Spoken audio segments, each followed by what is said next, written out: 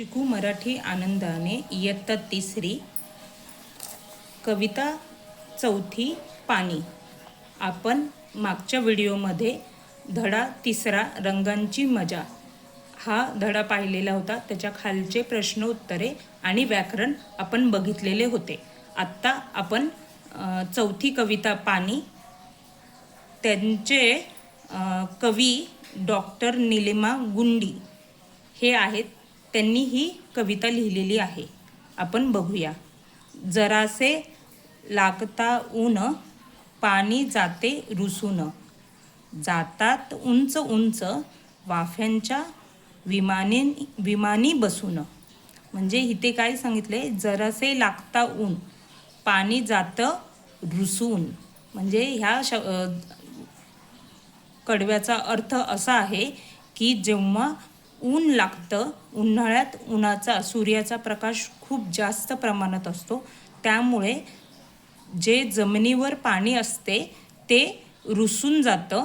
म्हणजे त्या पाण्याची वाफ होते, जाते उंच उंच, आणि ते रुसून कुठे जातं, उंच उंच आणि वाफेच्या विमानी बसून। आणि ते उंच उंच जाताना कशात बसून जातात, विमानाच्या वाफेची विमान आहे त्यात बसून उंच उंच आकाशात जात आहे, असं ह्या पहिल्या कडव्याचं अर्थ आहे।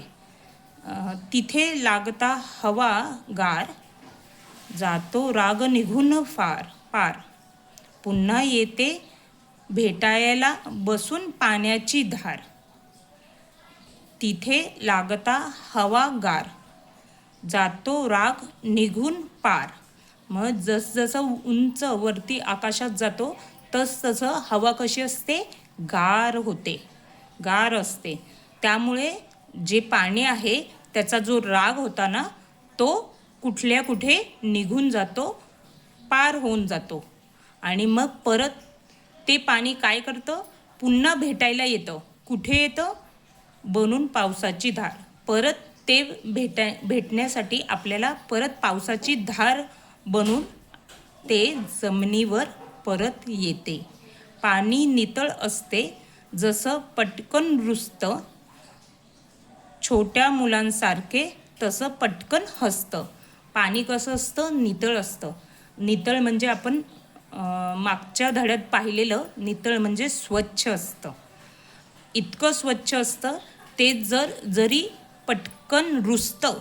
तसंच लहान मुलंसुद्धा कशी असतात, स्वच्छ मनाचे असतात। ते जरी रुसले तरी परत नंतर ते पटकन हसतात। दोन मित्रांची भांडणं झाल्यानंतर जरी ते रुसले तेवढ्यापुरते, तरी ते नंतर एकत्र येऊन खेळतात। तसंच पाण्याचं पण आहे, ते निर्मळ आहे, स्वच्छ आहे। ते जरी पटकन रुसले तरी मुलांसारखे पटकन ते हसत पुन्हा आपल्या धर्तीवर येते, हे कवितेत सांगितलेले आहे। आता आपण प्रश्न उत्तरे बघूया। एका वाक्यात उत्तरे लिहा। थोडेसे जरी ऊन लागले तरी रुसणारे कोण? कोण बरं आहे, पाणी। थोडेसे लागता ऊन, थोडेसे जर ऊन लागले तर पाणी रुसून बसते। कवितेतील विमान कशाचे आहे? कवितेतील विमान वाफेचे आहे। पाणी कसे असते? पाणी निर्मळ असते। हवा कशी आहे? हवा गारगार आहे। कवितेतील यमक जुळणारे शब्द शोधा व लिहा। यमक जुळणे म्हणजे काय, तर कवितेतील शेवटचे शब्द जे असतात ते यमक जुळतात। म्हणजे पहिला अक्षर वेगळं असतं शब्दातील आणि नंतरची अक्षरं सगळी सारखी असतात।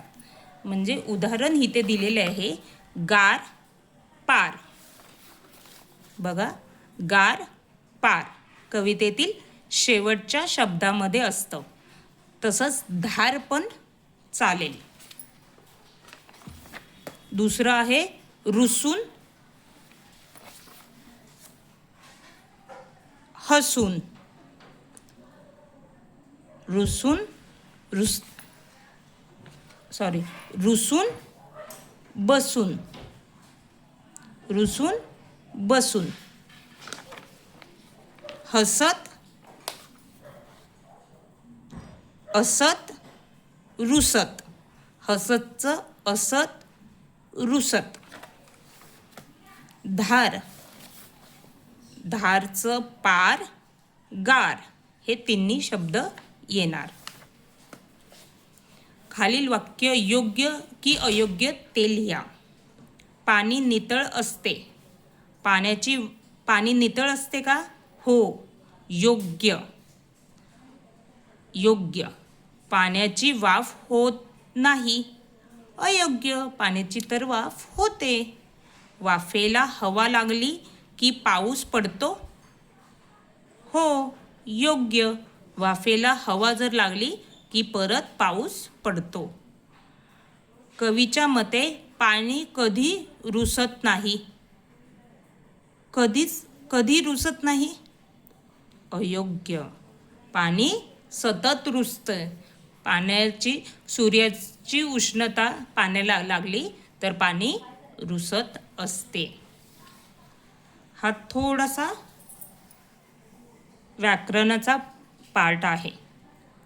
खालील शब्दांना साठी हा प्रत्यय जोडून शब्द लिहा. उदाहरणार्थ पिणे, पिण्यासाठी. मग आता ह्याच्यात काय फरक आहे? तर जेव्हा साठी जोडताना ने येतो शब्द, नेवर मात्रा येतो, तेव्हा साठी जोडताना न अर्धा येतो आणि त्याला या जोडला जातो. पिणे, पिण्यासाठी. तसेच बघू, खाणे, खाण्यासाठी. गाणे, गाण्यासाठी.